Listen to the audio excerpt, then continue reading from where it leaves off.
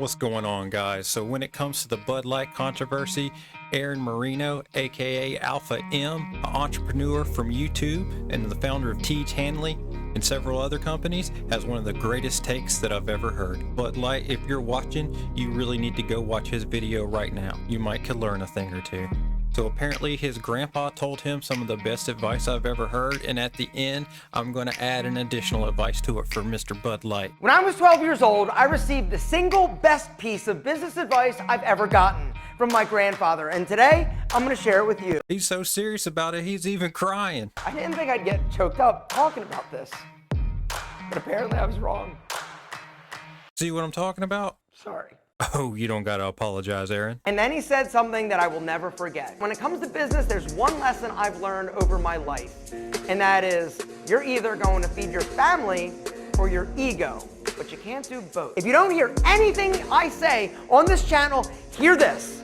Shut the up and sell shit. Switzerland. You literally need to be Switzerland when it comes to business. Unfortunately, way too many entrepreneurs, way too many people think that their opinion needs to be expressed. They need to feel good about what they're saying. They want to take a stand on an issue, when the truth is, when you do that, you need to understand that you truly are going to alienate 50% of your potential customers. I do not want to risk offending anybody that would otherwise spend money and buy what I'm selling. Create great products and sell it to everybody, not just Democrats, not just Republicans, not just white, not just black, not just American. You need to shut your mouth. I'm a businessman, which means I want to take everybody's money. Now, when it comes to your personal life, what you talked about with your buddies, that's fine. But do not have an opinion. Do not get into the business of telling people what you think.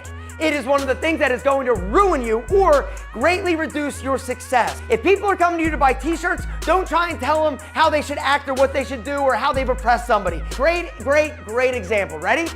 The Dixie Chicks. What kind of stupid, tone-deaf idiots are they? They're country music singers, and they think it's a good idea to talk about Texas President George W. Bush. One stupid comment, all of their fans scattered because they chose to make a stand because it felt good and they wanted everybody to know what they thought.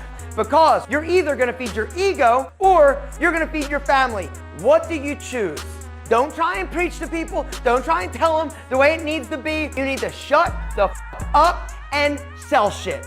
End of story. There you have it. You can either feed your ego or you can feed your family. You just can't have it both ways. You can't have your cake and eat it too. But furthermore, another thing that Bud Light, especially in the industry that they're in, needs to really consider. So the CEO came out and said that they need to recruit more younger people into drinking. The drinking age is 21. It's 21. How young do you want to recruit people?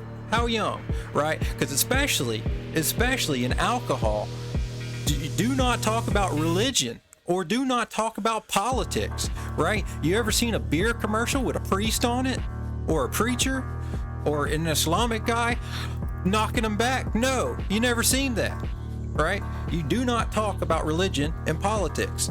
You ever hear Budweiser going and saying, "Oh, we stand with Bernie Sanders." We stand with Bernie, right? They would lose their whole base. You do not talk about these two things, especially when you sell alcohol. And if you're selling alcohol, don't try to sell it to children. And don't try to sell it to this new generation, blah, blah, blah, all this other crazy stuff. I mean, you are forsaking 99% of your drinkers for the 0.001% that don't even drink your beer. Don't even drink it, right?